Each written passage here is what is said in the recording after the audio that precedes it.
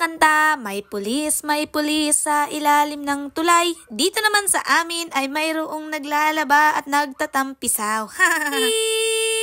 Hello mga bishi! Isang taon na nga ang nakakaraan simula nung ikinasalang aking kapatid. At dito nga sa amin ay mayroong pamahiin na hindi mo pwedeng labhan ang wedding gown hanggat hindi ito nag-iisang taon. At ngayon nga mga bishi, kami ay dadayo sa ilog para nga labhan ito. Sakto nga na tuwing Sabado naglalaba dito si Ate Marley. Elementary pa kasi nung huli ako nakapaligo dito dahil kung hindi nyo nga itatanong mga bishi, ang bahay namin ay naandito lang sa tabing ilog nung ako ay bata pa. Wala pa kasi kaming sariling bahay noon at nakikitira nga lang kami sa aking lola. Tulay nga na pinapakita ko sa inyo ay ang tulay ng Barok dito sa Barangay Santa Brígida, Mansalay Oriental, Mindoro. At nga ang tulay na ito ay gawa sa bakal pero nga ngayon ito nga ay simentado na. Tandang-tanda ko pa ang ilog na ito ay napakalawak. Tapos yung mga damo na yan mga bishi, buhangin talaga siya na pinong-pino. Pero dahil sobrang haba na nga ng panahon ang lumipas, ang laki na nga ng pinagbago nito. Hindi na nga kami nakapunta dito at sa ibang ilog pa kami dumadayo. Hindi pa nga ako niyaya at Ate Marley na dito na lang maglaba ay hindi ako makakabalik dito. Nagulat ako mga bishi dahil dito pala sa ilog namin ay sobrang daming naglalaba, pakalinaw ng tubig at may isda pa. Sa ibang mga tulay, ang mga tubig ng ilog ay umiiga, dito nga sa amin ay hindi. Ang kwento nga ng mga taga dito sa amin, mayroon nga daw bukal sa bandang unahan namin. Kaya naman kahit umiiga ang tubig sa ibang mga ilog, dito nga sa amin ay hindi. Ang sarap nga din maglaba at maligo dito dahil hindi ka mag-iisip na ikay mangingiti. Dahil ang iyong pinakambubong ay yung tulay mismo. Kung ikaw nga ay dumadaan dito sa tulay, ang mapapansin mo agad parang madumi at masukal. Pero dito pala mismo sa ilalim ng tulay ay napakalinis at napakarami ding mga bato na tumpok-tumpok. Marami nga din daw pala ang dumadayo dito para maglaba o kaya naman ay maligo. Buti na lang talaga dito namin naisipan na labhan itong wedding gown ni Ate Tin. Ang hirap kasi para sa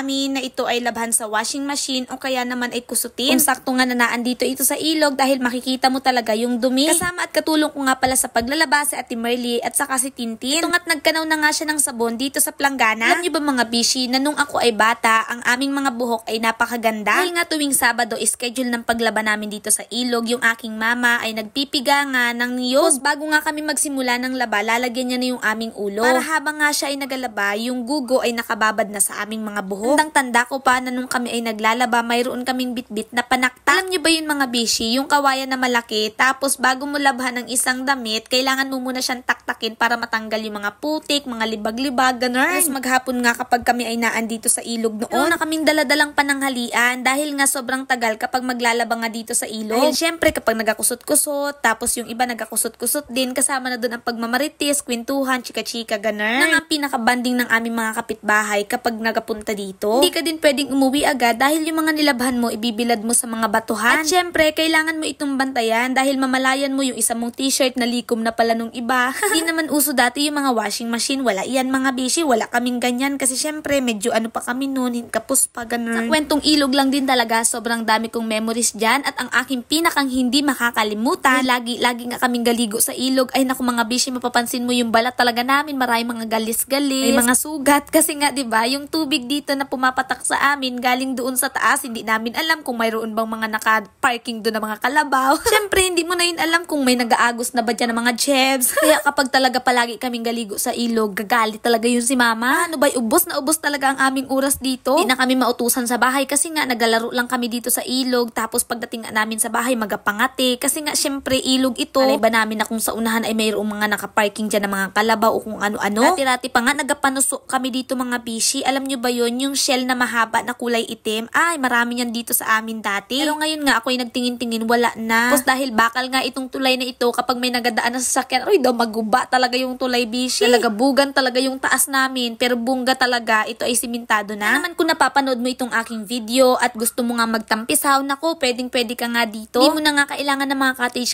para hindi ka mangitim dahil itong mismong tulay na nga lang ay bongga na para maging bubong natin. Napakababaw nga lang din ng tubig, kaya naman ang sarap-sarap talaga dito magtampisaw. Habang binabanlawan nga namin itong wedding gown, paki-comment naman kung nasaan ka ngayon para naman malaman ko kung saan na nga ba umabot itong aking video. Naranasan mo din bang maglaba o maligo sa ilog? Pakikwento mo naman sa comment section. Sobrang sarap talagang balikan yung mga kwento natin nung tayo ay mga bata pa lamang. Tapos na na nga kami magbanlaw nitong wedding gown, pinabuhat ko na nga ito kay Kuya Minar. Bahay na lang kasi namin ito isasampay dahil kapag dito sa Gabyon, naku baka magkanda butas-butas pa ito. O eto mga bishi, tignan nyo, dati-rati sa bato nga lang nakabilad itong mga damit. Abay, tignan nyo naman ngayon, bongga, may Gabyon na. Sobrang dami nga nang nilabhan natin Merly. Ang kanyang sinampay ay hanggang dulo talaga. Nakakita talaga ako ng ganito. Naaalala ko talaga yung araw nung ako'y bata pa. Napakasimple pero sobrang saya. O, paano ba mga bishi? Hanggang dito na lang muna. Maraming salamat sa inyong patuloy na panonood. Patuloy po sana tayong pagpalain ng ating poong may kapal. Paalam!